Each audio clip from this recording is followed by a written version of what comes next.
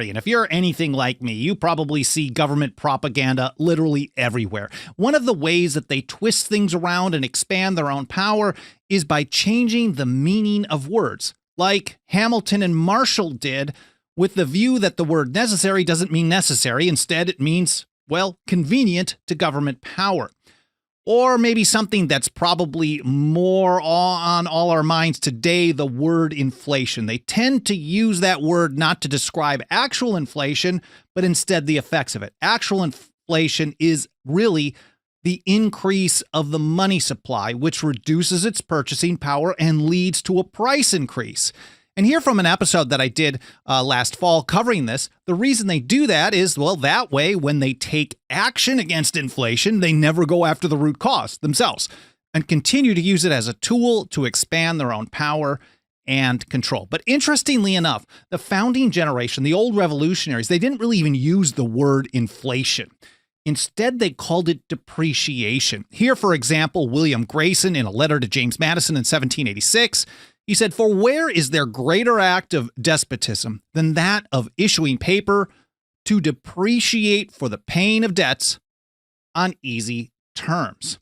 And we posted a statement on this over on Twitter this week. If you haven't followed us yet, it's at 10th Amendment, all spelled out, pointing out that the founding generation used the term depreciation to describe what many people call inflation today. And we think it's a much better term because when people understand that money is worth less or worthless, it's much easier to understand the cause. And without understanding the cause, you can't get the right solution. I will get to Thomas Jefferson on that in just a moment. Here, for example, is George Mason in a letter to Thomas Jefferson discussing some acts to pay for the war effort in 1781. He said, "These two acts are continued by a subsequent session with only an augmentation of the prices enumerated in the first act, occasioned by the depreciation of money." So the short version is Mason is saying, well, we planned for this, but now something's going to cost more. And the reason for that is because the money has been depreciated. It's not some evil price gouger trying to rip us off. It's just that the money has less value. Sentinel, the anti-federalist writer during the ratification debate some years later, was discussing that time, 1780, 1781, and you can probably go back from that as well, but said that the Congress, sensible of the difficulty, and this is in his fourth anti-federalist paper, sensible of the difficulty of levying the monies necessary to its support by direct taxation, had recourse to an anticipation of the public resources by emitting bills of credit, and thus postpone the necessity of taxation for several years, recognizing that's a mouthful to basically say that government really has just a couple of ways to pay for stuff when they, especially in wartime, they're really trying to expand the amount of money that they're spending. One, they either have to go to the people and squeeze it out of them through taxation. And if that's going to be difficult, one of the other things that governments tend to do is, well, they just devalue or depreciate the currency by printing more of it. And that actually delays the pain of the direct taxation. In essence, as many people call it today, it's an inflation tax, which I'll get to in a little bit on this show as well. Sentinel goes further. He said, "This means was pursued to a most ruinous length. But about the year 80 or 81, so 1780, 81, it was wholly exhausted. The bills of credit had suffered such a depreciation from the excessive quantities in circulation that they ceased to be useful as a medium," recognizing that if you keep printing, eventually it depreciates down to almost nothing and it becomes almost unusable. William Davey was also describing that time here in the North Carolina ratifying convention. He said, "In Rhode Island, the paper money in Rhode Island was one of the worst of the worst, but in Rhode Island, the paper money had depreciated to 8 for 1 and 100%, not 100%, and 100% with us." So that's a massive, massive depreciation. The people of Massachusetts and Connecticut had been great sufferers by the dishonesty of Rhode Island. It was well understood that if you printed paper money, and as William Grayson was saying, this is a great act of despotism. This is evil. This is dishonest. It impairs the sanctity of contracts, because if you're expecting to get paid for a certain amount of work and all of a sudden what you get paid is only worth half the amount, this is a total ripoff. Here's Benjamin Franklin in a letter to Dumas in 1779, recognizing that these price changes that are the result of depreciation is due to heavy printing. And he said the depreciation of the American paper is solely owing to the excessive quantities. Again, solely because of the printing.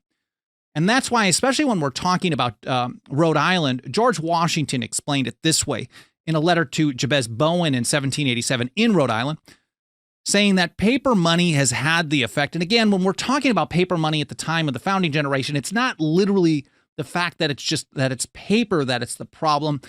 It's fiat. It's fiat. It's the government can expand the money supply at will. There's nothing holding it together. There's no limits. And that's why a CBDC is basically paper money in the electronic age, expanding that and making it even easier for them. But it's all bad. It powers the largest government in history today. So Washington said paper money has had the effect in your state that it ever will have to ruin commerce, oppress the honest, and open a door to every species of fraud and injustice. And here from William Gordon in a letter to John Adams in 1776, he said, "'Tis of the greatest consequence." And now he wanted to keep it going. Not everybody was totally really sound on this. And some of the solutions, as you dig into this further, weren't all that awesome either. But here you can recognize the cause and effect that they're seeing here as well. He said, "'Tis of the greatest consequence that the continental currency be kept up. 'Tis, however, a fact that it is depreciating. The reason, I suppose, lies not in any want of confidence in the Congress." So people were confident that the Continental Congress was trying to do the right thing, but the quantity that has been emitted by making it plenty has produced this effect. So many average people really were able to grasp this because they saw it play out before their very eyes. And here from Charles Carroll of Carrollton to Benjamin Franklin. Is this to Benjamin Franklin? Yeah, this one's to Benjamin Franklin. Franklin, he said, "My greatest apprehensions arise from the depreciation of our paper money. If we emit more bills of credit, they will fall to nothing." So over time, the more, if you just keep printing, I mean, it's a wheelbarrow type of situation. We're not there yet here today, but certainly it's getting more and more dangerous as they continue to print and print. Now, the founding generation, the old revolutionaries, not just the experts, not the people who are well-versed in history, but more and more of the average people, because they were getting paid in depreciated notes, they understood the cause and effect because they saw it play out before their very eyes. They understood this much better than most people today. Here is Nathaniel Greene in a letter to John Adams in 1776, who wrote, "The emission of such large sums of money increases the price of things in proportion to the sums emitted." So the more that you increase the money supply, the more that price inflation happens. Again, what the experts, the government people all want us to believe is that inflation is just on the price end. It's a supply chain thing. It's an evil corporation thing. It's never the government. It's a foreign policy issue. It's never the government increasing the money supply that causes that problem. You don't ever hear them talking about that. But this was common knowledge at the time in 1776 even. Maybe not common knowledge, but getting there. Greene went on, he said, "The evil does not arise from a depreciation altogether, but from there being larger sums emitted than is necessary for a circulating medium." Not perfect, but certainly seeing the cause and effect far better than your average person today. Here's James Sullivan, also to John Adams, but also Elbridge Gerry. "The necessities of life take their price, but not their value from money." So things have intrinsic value. The price is based on the money. When there is just money enough for a medium, goods bear a price equal to their value. But when there is a great flood of money, either by emission of paper or the importation of silver, then the price of goods will much exceed their intrinsic worth. And that's why we see today so many things costing so much money, because there's so much printing that has been happening. This is to George Washington from Henry Knox. We'll call him the gold guy, at least used to have the gold guy. trying to make a joke, but I really got to power through this. Henry Knox says that its value diminishes every day. It is but too true that the large emissions and some other causes have affected a diminution of the value of our paper currency. Again, the too much printing is the problem. George Washington in 1778, Washington wrote about this quite a bit, of course, because the people who served under his command were getting paid in these depreciated notes, and it was causing a lot of problems, which maybe I should do a full episode on that as well. And here he says to Joseph Spencer, the prices of the necessary articles there have become so exceedingly high, which must be the source of infinite difficulties. This proceeds from the great depreciation of our currency. Nothing will place it on a more respectable footing than lessening the quantity. Now, a quick side note, eventually we get a shift in this kind of language where instead of calling things depreciation, they start calling it inflation. And that's the common discussion today. Here, for example, Albert Gallatin, who had served as the Secretary of Treasury under Thomas Jefferson, and then for a couple of years under James Madison, writing to the current secretary in 1815, A.J. Dallas.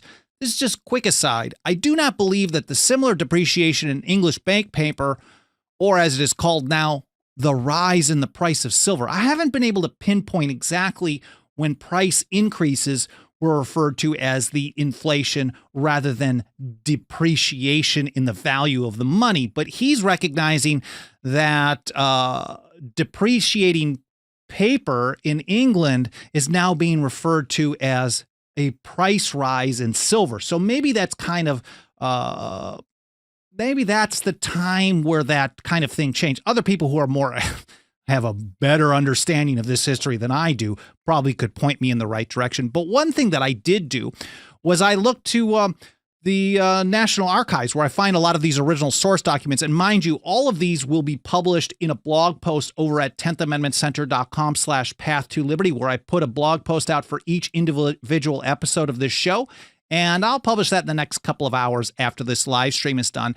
And there I will also have a show links section where I will link to all these letters and original source documents that I'm citing for this episode, so you can read them in context and learn more on your own time. But one of the places that I search pretty regularly when I'm finding this stuff is the National Archives Founders Online. And I've got up here on the screen, I did a search for the word inflation. I mean, they have thousands and thousands of documents. And of all of them, if you use the word depreciation, not depreciate or very depreciated, you have about 1,000 results. For inflation, there were 39. And I went through each one of these, and I don't think I even saw a single one. Maybe there were one or two, but none of them were in the source documents. They were all in the editorial notes of people writing in more modern times. So I thought that was really interesting as well. Maybe I'll link to that in the show notes too. And there's one more point that I thought was interesting that I mentioned earlier, was we often refer to money supply inflation or depreciation as the inflation tax. I learned this phrase from people like Ron Paul, Peter Schiff, and other people more from the Austrian School of Economics. But there were some people in the founding generation who were referring to depreciation or inflation as a tax as well, like a stealthy, sneaky way of getting the people to pay for stuff without going to them with the tax collector. Here, for example, Governor Morris, in a letter to George Washington in 1778, said, "The depreciation in the interim hath operated as a tax." Again, like Sentinel was saying in the Anti-Federalist papers, in his fourth paper, government couldn't necessarily get the money through taxes, so they just printed money, which allowed them to pay for stuff. But that by the time that money, worked its way through the system and got to the average people, it had lost a great deal of its purchasing power to the point that it was pretty much a calamity. So Governor Morris referred to this as a tax. Here's Benjamin Franklin a couple of times, one to Samuel Cooper in 1779. He said, "The only consolation under the evil, this evil of depreciation, is that the public debt is proportionally diminished with the depreciation. And this by a kind of imperceptible tax, everyone having paid a part of it in the fall of value that took place between his receiving and paying such sums as passed through his hands. So again, it's an evil. He's looking for a silver lining, which is very kind, of course, but recognizing that it's an imperceptible, it's a way of taxing the people without sending tax collectors out to get them. All you have to do is increase that money supply, and you've funded your government programs. And he said again here in a paper called Of the Paper Money of America around 1780. We don't know the exact date, but he said this is again Benjamin Franklin, the general effect of the depreciation among the inhabitants of the states has been this, that it has operated as a gradual tax upon them. So it starts out when you start printing money and you increase the money supply, it doesn't have an immediate increase in prices. It takes a little bit of time. So over time, that tax actually increases. He said their business has been done and paid for by the paper money, and every man has paid his share of this tax according to the time he retained any of the money in his hands, because the longer you hold it without spending it, the less it's worth. And he said, and to the depreciation within that time. Thus, it has proved a tax on money. Now, ultimately, this isn't going to change. We're going to continue going through this boom-bust cycle, price rises, crashes, all the nasty stuff that we are seeing kind of on the precipice today, if not already there for many, many people and businesses. But it's not going to change until people understand the cause and effect. Thomas Jefferson warned us of this back in 1819, and people have not learned. He said the evils of this deluge of paper money are not to be removed until our citizens are generally and radically instructed in their cause and consequences. Well, I hope you guys found this interesting. I hope it was educational. I really appreciate you spending some of your time with me today. If you support this work that we're doing and you want to help us reach and teach more people about these founding principles, nothing helps us get that kind of work done more than the financial faith and support of our members. You can join us for as little as $2 a month over at 10thamendmentcenter.com/members. Send us that depreciated fiat trash, and we will use it to the best of our ability to stand up for the Constitution and liberty, whether the government happens to like it or not. Again, thank you so much for being here. I hope you enjoyed this. I hope you learned something, and I hope to see you next week here on the path to liberty.